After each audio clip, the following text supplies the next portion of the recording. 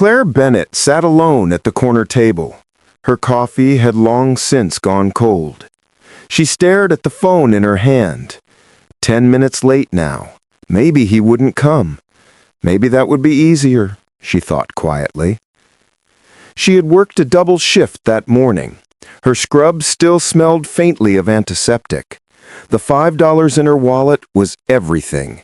Everything until Friday's paycheck arrived at the hospital. But her best friend had insisted, practically begged. "Claire, you deserve one nice thing this week." So, here she was, wearing her only dress, the blue one with the gray cardigan overlay. Her hair fell simply around her shoulders tonight. No energy left for anything more than that. The blind date felt like a mistake now. She could have bought groceries with that money, could have paid for gas to work tomorrow. A man in a gray suit stood nearby. He hadn't moved in several long, quiet minutes.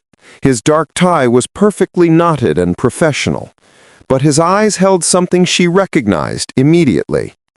Loneliness, uncertainty, maybe a little bit of hope. He was looking directly at her table now.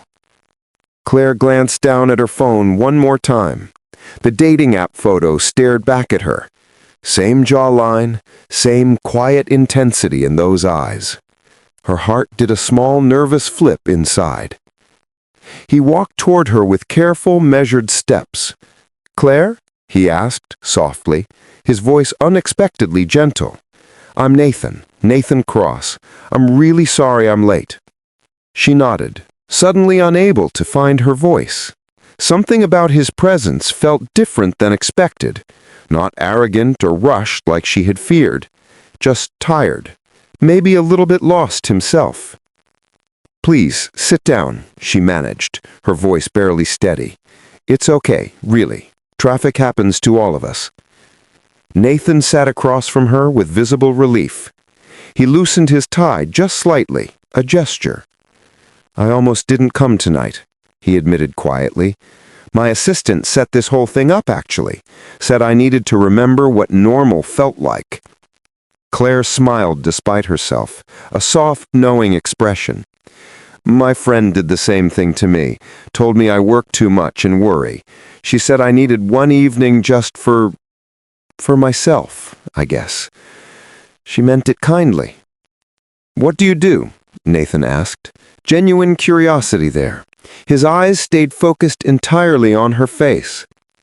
"I'm a nurse," Claire said, pride warming her words. "Pediatric unit at Mercy General downtown every day. It's hard, but I love those kids. They remind me why kindness matters, you know?" Something shifted in Nathan's expression then, something deeply moved. "That's beautiful work," he said, his voice thick. "Really beautiful. The world needs more people who actually care the way you obviously do." The waitress appeared beside their table with a smile. "What can I get you both this evening?" she asked politely, her notepad ready and waiting. Claire felt her stomach tighten with quiet panic inside. The coffee was $3 already, mostly gone. She had $2 left, maybe some loose change. Not enough for anything else on this menu. "Just water for me, please," Claire said quickly. Her smile felt tight across her face now. "I'm not very hungry tonight. Thank you, though." Nathan studied her for a long, careful moment. Recognition dawned in his eyes, soft understanding there. He didn't embarrass her or make a scene. Instead, he simply closed the menu with decision. "We'll have the chef's special for 2. And 2 of whatever dessert you recommend tonight. Please bring it when you think it's right." "Nathan, I can't let you," Claire began, embarrassment rising. He reached across the table gently, not touching, just close enough that she could feel warmth. "Please," he said quietly, "let me do this one thing tonight, Claire. Not because you need it necessarily, but because I'd really like to share dinner with you. That's all this is. Just 2 people eating." Tears pricked at the corners of her eyes. She blinked them back hard, refusing to cry. "Thank you," she whispered, the words barely audible. "That's very kind of you. Truly it is."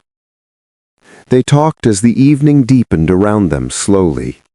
Nathan told her about his mother's long illness, how he'd watched nurses like Claire bring dignity, bring humanity to the hardest moments of life.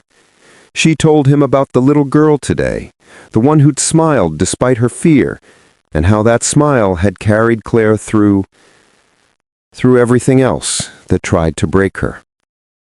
"You know, it's funny," Nathan said as dessert arrived. His expression was thoughtful, almost vulnerable now in candlelight. "I own this place, this cafe, and 12 others across the state, but I haven't felt this relaxed in years, not in any boardroom or business dinner ever." Claire's fork froze halfway to her mouth completely. "You own this cafe?" she repeated slowly, processing. "You're that Nathan Cross? The one from all the business magazines and news articles?" He nodded, suddenly looking uncertain and almost afraid. "Does that change things?" he asked quietly, vulnerability clear. "Does it make this different now for you?" She set her fork down carefully on the plate. Her mind raced through a dozen different thoughts. He could have told her immediately, could have impressed, could have used it to seem important or better than her somehow in this moment. But he hadn't done any of those things. "It makes you human," she said, finally, honestly spoken. "It makes you someone who understands what loneliness actually feels like, despite having everything else. I think I like that about you, Nathan." His smile transformed his entire face just then. Years seemed to fall away in that light. "I haven't been on a real date in 3 years now. I forgot what it felt like to actually talk to someone who sees you, not your bank account or business connections or what you can do for their career." "I see you," Claire said gently, meaning every word. "I see someone who's tired and trying hard, trying to find something real in a world that probably feels very fake." They stayed until the cafe began closing down quietly. The staff moved around them with patient grace. Nathan caught the manager's eye and nodded slightly. "More time," that gesture said clearly without words. As they finally stood to leave together slowly, Nathan paused by the door with hesitation. "Claire, I know this is fast, but I really like to see you again soon. Not because of pity or charity or anything, but because tonight reminded me that connection matters, that people matter more than profit margins ever will."